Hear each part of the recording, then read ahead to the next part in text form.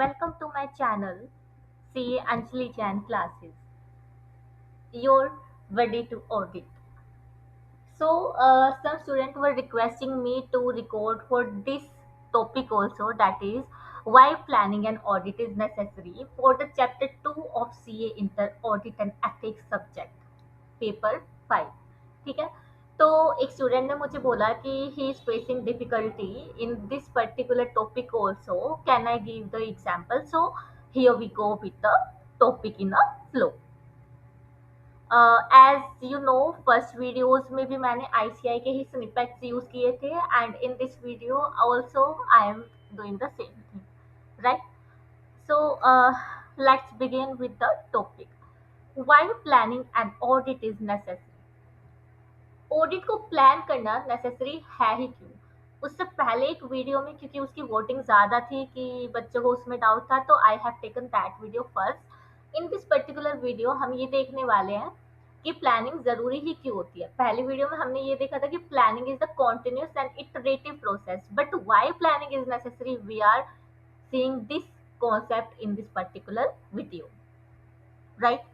So planning an audit is necessary to carry out it effectively in a timely manner.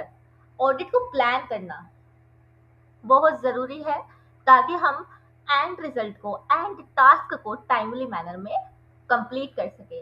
Even in घर वाला case, जब अगर किसी की शादी भी होती है तो हम पहले ही ये देखते हैं ना कि वेन्यू कहाँ पे है, हमें अपनी डेस्टिनेशन से कितना टाइम लगेगा वहां जाने में. उस टाइम को देख के हम फिर ये डिसाइड करते हैं कि हमें तैयार होने में कितना टाइम लगेगा, घर का और काम करने में कितना टाइम लगेगा. तो हम क्या करते हैं, जिस दिन हमें जाना है उससे एक दिन पहले या 2 दिन या 3 दिन पहले भी क्या करने लग जाते हैं, प्लानिंग की. इस दिन मुझे ये काम निपटाना है, उस दिन वो, उस दिन ये शॉपिंग करनी है, उस दिन ये एसेसरी लेके आनी है, बहुत चीजें.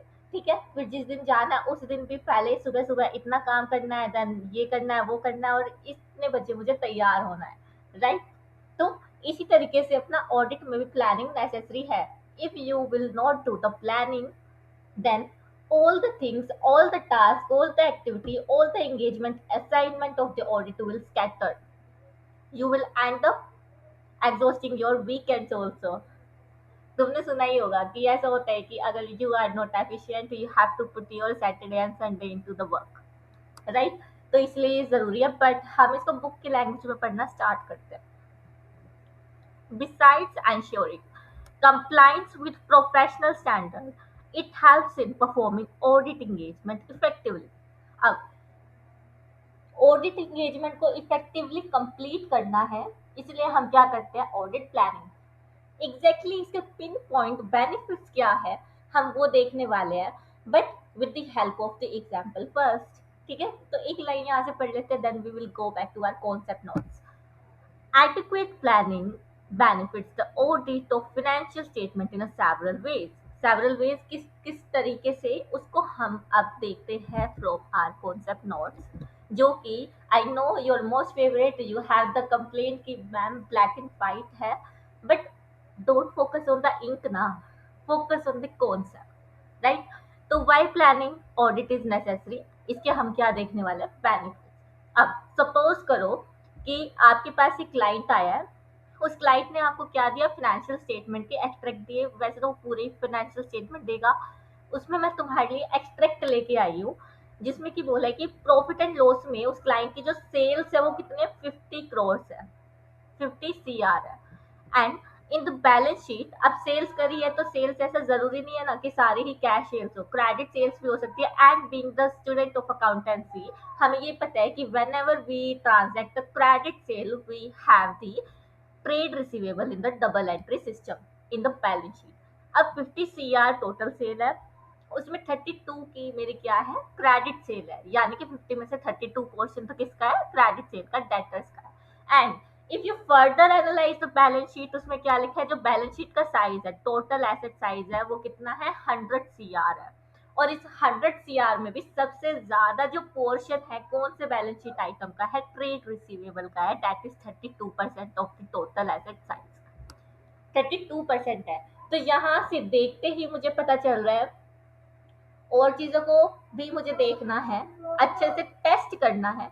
but I need to put my efforts, my time, my energy to the trade receivables. Trade receivables को मुझे क्या करना है, एक्सटेंसिवली चेक करना है। क्यों? क्योंकि this is the significant item of my financial statement as of now. And मैंने सिग्निफिकेंट कैसे बोला इसको? कुछ परसेंटेज कैलकुलेट करके। ठीक है।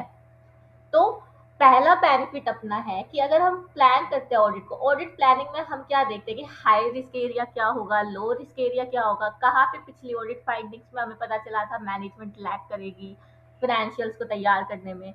तो हमने एक मोटा मोटा ओवरव्यू लिया फाइनेंशियल स्टेटमेंट का और उसमें देखा कि मेरा सिग्निफिकेंट जो आइटम है वो ट्रेड रिसीवेबल्स है। Now my audit planning will go more into the checking of trade receivables.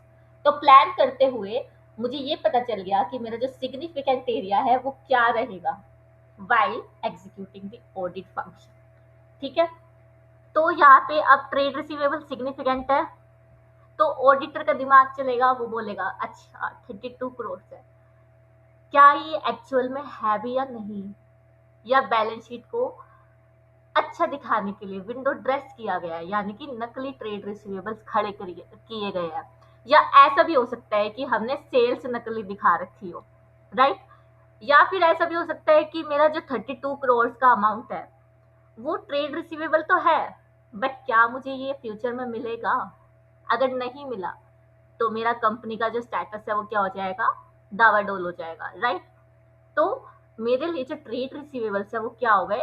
It is the high risk area. और ऊपर से जो अपनी मैनेजमेंट है वो ट्रेड रिसीवेबल को कितना डेज दे रही है? 90 डेज ऑफ क्रेडिट पीरियड दे रही है। एंड इवन जब हमने और स्क्रूटिनाइज करना है सेल्स को, मंथली बेसिस पे भी करेंगे, तो हमने क्या पाया कि जो मार्च की सेल्स है उसको बहुत ज्यादा इन्फ्लेट कर रखा है।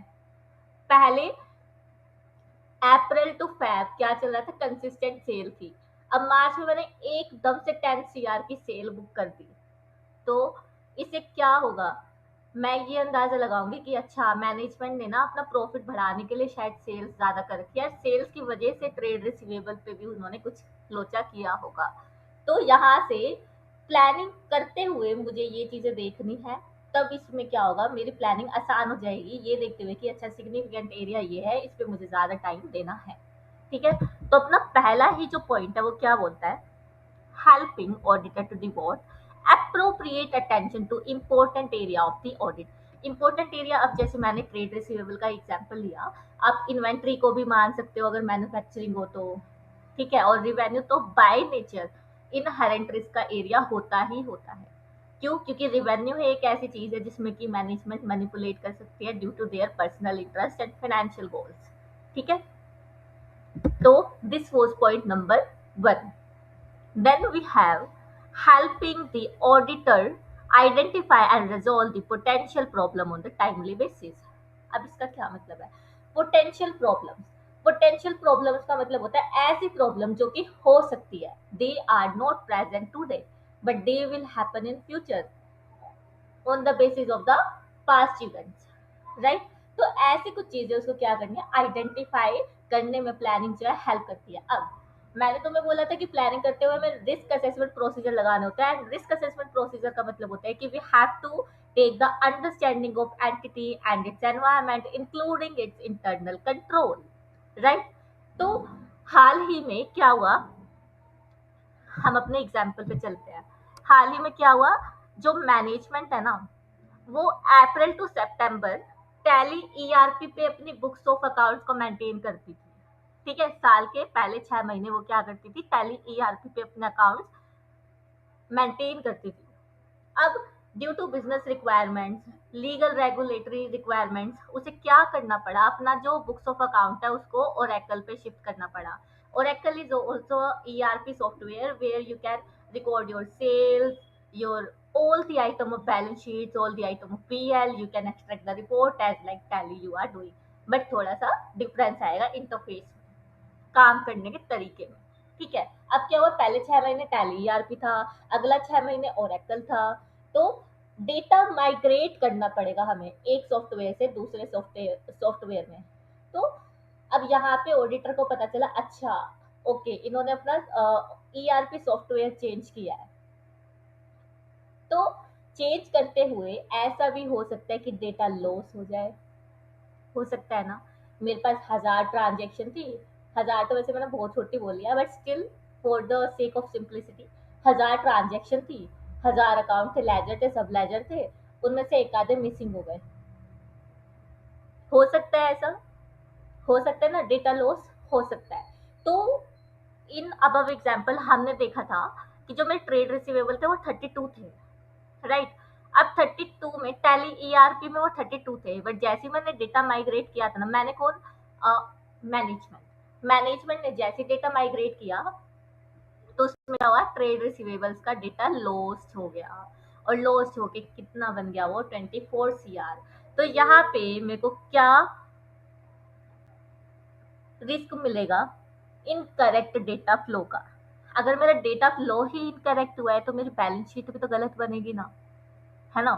तो इनकरेक्ट डेटा फ्लो का यहाँ पे क्या है, रिस्क है। तो इससे ऑडिटर को प्लानिंग स्टेज पे क्या पता चलेगा कि मेरे को कंट्रोल्स को टेस्ट करना है, क्या करना है, कंट्रोल्स को टेस्ट करना है। अगर कंट्रोल्स इफेक्टिव हो गए तो डेटा भी इफेक्टिवली फ्लो होगा, इफेक्टिव डेटा फ्लो होगा तो मेरी balance sheet, books of accounts भी क्या बनेगी, इफेक्टिव बनेगी, एक्यूरेट बनेगी, राइट। तो प्लानिंग स्टेज में मैंने ये फैक्ट्स देखा था, इस फैक्ट्स के बेसिस पे मैंने प्लान क्या किया कि मैं टेस्ट को कंट्रोल्स करूंगी, सॉरी कंट्रोल्स को टेस्ट करूंगी, ठीक है। तो ये अगेन मेरे को क्या कर रहा है, प्लानिंग में हेल्प कर रहा है। तो पोटेंशियल प्रॉब्लम्स क्या थी मेरी, डेटा माइग्रेशन में डेटा लॉस की, राइट। और डेटा माइग्रेशन का मैंने एग्जांपल दिया टैली आरपी टू और Excel shifting, right. Then we have helping auditor properly organize and manage the audit engagement so that it is performed in an effective and efficient manner। इसमें क्या बोला है, जो auditor है planning उसमें help करती है ऑडिटर को कि ऑडिट एंगेजमेंट टाइमली बेसिस पे हम क्या कर सके, खत्म कर सके। जैसे कि मैंने इंट्रोडक्शन में घर वाला एग्जांपल दिया था, सेम एग्जांपल यहीं पे, but we are taking this example into our audit terms. अब क्या होता है, कंपनीज एक्ट के अकॉर्डिंग, sorry not the companies act, SEBI LODR के अकॉर्डिंग जो अपने लिस्टेड एंटिटीज होती है ना, जैसे डीएलएफ भी अपना लिस्टेड है, भारती एयरटेल भी लिस्टेड है, एंड ऐसे बहुत सारे हो गए, राइट। अब आप ये भी सोच रहे होगे कि मैम हमें बस यही दो एग्जाम्पल देती है, भाई मैंने ना इन्हीं पे काम किया था ठीक है। तो ये दोनों लिस्टेड है अपनी। तो सेबी एलओडीआर के अकॉर्डिंग हमें क्वार्टरली फाइनेंशियल्स को भी क्या करवाना पड़ता है, रिव्यू करवाना पड़ता है। और इसका जो टाइम लाइन है वो क्या होता है, जैसे ही क्वार्टर एंड हो जाता है उसके 45 डेज में we have to conclude our financials on the quarterly basis, ठीक है। क्वार्टरली रिजल्ट्स को क्या करना पड़ता है, रिलीज करना पड़ता है एज पर दी सेबी एलओडीआर रेगुलेशन रिक्वायरमेंट्स। तो मुझे पहले से ही पता है कि मैं एक लिस्टेड एंटिटी का रिव्यू करने जा रही हूँ with the quarterly financial closings, तो वहां पे मुझे 45 डेज के अंदर अंदर क्या करना है, ऑडिट को वाइंड अप करना है, रिव्यू को वाइंड अप करना है। बेसिकली ये रिव्यू बोलते हैं टेक्निकल टर्म्स में हम इसे, ठीक है। इंटरिम फाइनेंशियल्स को जब हम ऑडिट करते हैं तो उसको रिव्यू बोलते हैं। तो नेक्स्ट एग्जाम्पल अपना वही है, organising and managing the audit engagement effectively. हम अगेन वही अपना ट्रेड रिसीवेबल का एग्जांपल लेके चलेंगे to make you visualise a thing in a same flow. और भी आइटम्स हो सकते हैं और हो गए ही, आपको पूरा बैलेंस शीट ही चेक करना होता है, not only the particular item, ठीक है। अब वो डिपेंड करता है, आपकी बड़ी क्लाइंट है तो किसी को कोई एरिया दिया जाएगा, किसी को कोई एरिया दिया जाएगा, based on their competence and experience, ठीक है। तो हम अपने पॉइंट पे आते हैं, organising and managing the audit engagement effectively if it is quarterly closing of the books. Quarterly closing ये मैंने थोड़ा तुम्हें बेस दिया कि सेबी एलओडीआर की रिक्वायरमेंट है, वही लिखा है, if it is quarterly closing of the books 45 days to complete the audit. Timeline, अब मैं प्लानिंग करते हुए क्या डिसाइड करूंगी, अच्छा मैंने ये तो पहले ही देख लिया था कि जो मेरे ट्रेड रिसीवेबल है वो सिग्निफिकेंट है, और साथ में डेटा माइग्रेट हुआ है, तो मेरे को कंट्रोल्स भी टेस्ट करने हैं और ट्रेड रिसीवेबल पे ज़्यादा ध्यान देना है, क्योंकि मुझे उनकी एग्जिस्टेंस पे डाउट था। तो मैं यहाँ पे क्या करूँगी, कंफर्मेशन लूँगी। रिसीवेबल्स जो डेटर्स है ना, उनके पास मैं लेटर भेजूँगी कि अच्छा मेरी कंपनी ने ना 5 CR ड्यू लिखे हैं आपकी तरफ से कि आपको हमें 5 CR देने हैं। तो वो बोलेगा हाँ मुझे देने हैं। तो ये क्या है, कंफर्मेशन है। लाइक मतलब देखो, इसको हम ना ऐसे 505 में पढ़ते हैं एक्सटर्नल कंफर्मेशन में, बट मैं तुम्हें थोड़ा सा ओवरव्यू दे रही हूँ। In this topic, but main topic हमारा वही है कि वाई प्लानिंग इज नेसेसरी। ठीक है, तो यहाँ पे मैं अपनी टाइम लाइन्स को सेट करूंगी। टाइम लाइन में अब तुम्हें पता है 45 डेज मेरे 6 वीक में खत्म हो जाता है। ठीक है, चाहे कैलकुलेट करके देख लेना। तो फर्स्ट 2 वीक में क्या करूंगी, मैं understanding of entity and IC करूंगी, जो कि मैंने ले ली थी। फिर उसके बाद थर्ड वीक में क्या करूंगी, रिसीवेबल्स को कंफर्मेशन भेजूंगी। फिर कंफर्मेशन मैंने भेज दी, साथ में और प्रोसीजर्स भी मैं परफॉर्म करूंगी। टेस्ट ऑफ डिटेल्स बोलते हैं, लाइक ऐसा नहीं है कि मैं सिर्फ कंफर्मेशन पे रिलाई कर लूंगी। डायरेक्टर ने बोला हाँ जी 4 करोड़ ही देने हैं मुझे, ऐसे भी तो हो सकता है मैनेजमेंट के कहने पे उसने बोला, मैनेजमेंट ने पैसे खिला दियो। तो मैं इसके लिए और भी ऑडिट प्रोसीजर्स लगाऊंगी, जो कि मेरे चैप्टर 4 में बताए जाते हैं, बट स्टिल मैं तुम्हें बता देती हूँ कि टेस्ट ऑफ डिटेल्स में रिसीवेबल के लिए मैं क्या करूंगी। मान लो मेरे मार्च के रिसीवेबल थे, तो मैं ना अप्रैल की बैंक स्टेटमेंट चेक करूंगी एंटिटी की, ये देखने के लिए कि जो ये रिसीवेबल है ना, उसने मेरे विद इन क्रेडिट पीरियड पैसे दे दिए कि नहीं। ठीक है, तो ये सब चीजें देखूंगी मैं। और ये बैंक अकाउंट से मुझे कंफर्म हो जाएगा। प्लस नॉट इवन दैट, अब डेटर है तो मैंने सामान तो बेचा होगा ना उसको। सामान बेचते हुए मैंने उस पर क्या बनाया होगा, इनवॉइस बनाया होगा। इनवॉइस बनाते हुए मैंने इन्वेंट्री भी उसको डिलीवर की होगी। तो मैं यहाँ पे से कोरोबोरेट करूंगी कि यहाँ पे जो मेरे ट्रेड रिसीवेबल्स है वो एक्चुअली है कि नहीं है। इन्वेंट्री भी मेरी मूव हुई होगी, कुछ मैंने इनवॉइसेस रेज किए होंगे, है ना। फिर उसके बाद 5 to 6 वीक में मैं क्या करूंगी, मैंने सारा कुछ ऑडिट कर लिया। Like again I am saying कि only not only the trade receivable, हर एक आइटम उसका। फिर मैं 5वें और 6ठे वीक में क्या करूंगी, रिव्यू एंड फाइनलाइज कर दूंगी कि हाँ हमने प्रॉपर ऑडिट एविडेंस को कलेक्ट कर लिया है, ये हमारे फिगर्स और फाइनेंशियल स्टेटमेंट से मैच कर रहे हैं, वी कैन कोरोबोरेट इट। और फिर हम क्या कर देंगे, इस पर रिपोर्टिंग कर देंगे। तो ये क्या है, मेरा ऑडिट की टाइमलाइंस है। अगर यही मेरी एनुअल ऑडिट होती है, तो एनुअल ऑडिट पे अपना कंपनीज एक्ट 2013 लगता है, and we have to close our annual financials within the board meeting of the company, right. और बोर्ड मीटिंग का आरओसी के हिसाब से अपना जो टाइम लिमिट है वो 30th September of that end of the financial year होता है। मतलब अगर मैं 2025 to 2026 फाइनेंशियल ईयर की ऑडिट कर रही हूँ, तो मेरी जो एनुअल ऑडिट है वो कब क्लोज होएगी, 30th सितंबर 2026 मेरी लास्ट डेडलाइन है, जब मुझे आरओसी को सबमिट करना पड़ेगा ये सारा डेटा। ठीक है, तो ये इसी अकॉर्डिंग मुझे क्या करना पड़ता है, अपने ऑडिट को प्लान करना पड़ता है, so that I will not be late. Then we have next point, that is assisting in selection of engagement team members।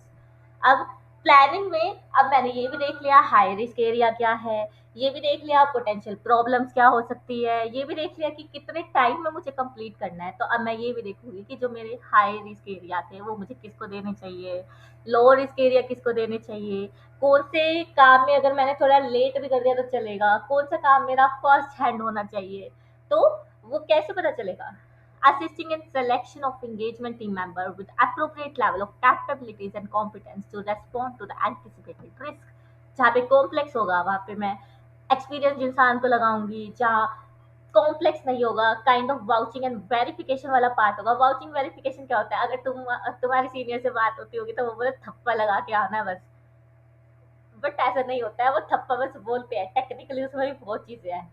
अगर हम वाउच कर रहे हैं ना इनवॉइसेस को, तो हमें ये भी देखना पड़ता है कि अप्रूवर कौन है, अथोराइज किसने किया है, सिग्नेचर सही से है ना, डेट इनवॉइस की ठीक है ना, जो प्रोडक्ट बेचा गया है वही सेम है ना, जो पार्टी है वो फेक तो नहीं है। जैसे हम जीएसटी पोर्टल से भी देख सकते हैं, अगर पेन अवेलेबल है, जीएसटी आईएन अवेलेबल है, तो वहां से हम उसको चेक कर सकते हैं। तो बहुत चीजें होती है। ठीक है, तो वो काम हम आर्टिकल को दे सकते हैं। And the proper assignment of the work to them. अब फोर्थ मेरे पास क्या आ गया, selection of engagement team with appropriate competence. अब क्या होगा, अब मेरे पास एक आर्टिकल असिस्टेंट है, वाउचिंग एंड वेरिफिकेशन मैंने तुम्हें बता दिया। देन इसके बाद रिवेन्यू और जो ट्रेड रिसीवेबल मैंने बताई इनहेरेंटली हाई रिस्क एरिया होते हैं, इसके लिए मुझे किसकी जरूरत रहेगी, हमेशा और हमेशा सीनियर ऑडिटर की रहेगी, जो कि एक्सपीरियंस इंसान होगा। फिर इन दोनों के ही काम को रिव्यू करने के लिए भी तो कोई होना चाहिए ना, तो इनके ऊपर कौन होगा, ऑडिट मैनेजर होगा। जो कि ओवरऑल इनको क्या करेगा, सुपरवाइज करेगा whether they are doing their work properly और नॉट। ठीक है। तो ये अपना हो गया selection of engagement team members based on their capabilities, based on their competence, based on their experience. Then we have facilitating the direction and supervision of engagement team members and the review of their work. Planning जो है वो facilitate करती है direction and supervision में। अब आप बोलोगे कि पॉइंट नंबर 4 और 5 तो एक जैसी लग रहा है, डिफरेंस ही क्या है, आयशा ने 2 बार क्यों घुमा के लिखा हुआ है? नहीं, 2 बार नहीं घुमा के लिखा हुआ। फोर्थ पॉइंट में उन्होंने बताया था कि क्या काम, फिफ्थ में ये बता रहे कि डायरेक्शन और सुपरविजन कौन देने वाला है उसको। ठीक है। तो इसके लिए भी मैं प्रैक्टिकली ना, इसका अपने पास एक ट्रैकर बनता है, उस ट्रैकर में लिखा होता है कि ये पर्टिकुलर टास्क मैंने किसको दिया है, इसको बनाएगा कौन, इसको परफॉर्म कौन करेगा, परफॉर्म करने के बाद रिव्यू कौन करेगा, रिव्यू करने के बाद उसको क्लोज कौन करने वाला है कि हाँ रिव्यू हो गया है, ये सारी चीजें ठीक है, ओके मैं भी साइन कर रहा हूँ, हो गया, कंक्लूजन हो गया। तो direction, supervision and review of the audit work. अब ऑडिट प्लान जो है वो क्लियरली स्पेसिफाई करता है कि nature of work for each team member. जैसे कि रिवेन्यू का जो टास्क है, रिवेन्यू में हो सकता है कि जो आर्टिकल असिस्टेंट है मैं उसको ये बोल दूं कि भाई तू मेरे लिए अग्रीमेंट पढ़, उसकी समरी बना कि किस पार्टी को क्या क्या तो माल जा रहा है, कितने टाइम पीरियड में हमें उसको माल डिलीवर करना है, क्या टर्म्स एंड कंडीशंस है। और अगर रेकरिंग रिवेन्यू है तो पर्टिकुलर प्रोडक्ट सर्विस है मान लो, ठीक है, एनुअल मेंटेनेंस सर्विस है, तो उसका जो एस्केलेशन क्लोज है वो क्या है कि 2 साल बाद पैसा बढ़ेगा या 3 साल बाद बढ़ेगा। ठीक है। तो मैं उसको ये दे सकती हूँ, और फिर जिसने दिया यानी मैनेजर ने दिया तो वो आर्टिकल के काम को क्या करेगा, रिव्यू करेगा। फिर उसके बाद जैसे ही उसको रिवेन्यू पर कंफर्ट आ जाता है, वो अपने पार्टनर को दिखाएगा कि हमने ये किया है, ये एग्रीमेंट की समरी है, ये अमाउंट था, ये क्वांटिटी थी, हमने उसको मल्टीप्लाई किया था, देखा था कि ये जो है फाइनेंशियल स्टेटमेंट से मैच कर रहा है, जो भी फिगर उन्होंने एफएस में ली हुई है। पार्टनर बोलेगा okay it is matching, okay कोई दिक्कत तो नहीं थी, एग्रीमेंट ये देखा ना, फेक तो नहीं था ना, बैक डेटेड वगैरह कुछ ऐसा सीन तो नहीं था। तो वो सारी चीजें डिस्कस करके वो क्या कर देगा, उसको क्लोज कर देंगे। फिर कोई दूसरा क्लाइंट है, उसमें मैंने आर्टिकल को क्या बोला, चल भाई तू ना रेंट एक्सपेंसेस को वाउचिंग एंड वेरिफिकेशन करके आ। अब रेंट एंड एक्सपेंसेस का ऐसा होता है कि हमें पता है कि ये ना हर महीने मेरा इतना खर्चा जाना है, तो मैं उसका पहले से प्रोविजन भी बुक करके रखती हूँ। मैं इनवॉइसेस भी देखूंगी और फ्यूचर एक्सपेंस के लिए जो कि मुझे पता है सर्टेन है, उसके लिए क्या बनाऊंगी, प्रोविजन भी बना दूंगी। क्योंकि मुझे पता है मेरे को रेंट देना है इस 3 महीने का, तो मैं उसके लिए पहले से प्रोविजन बना दूंगी। ये चीज मैं आर्टिकल को दे सकती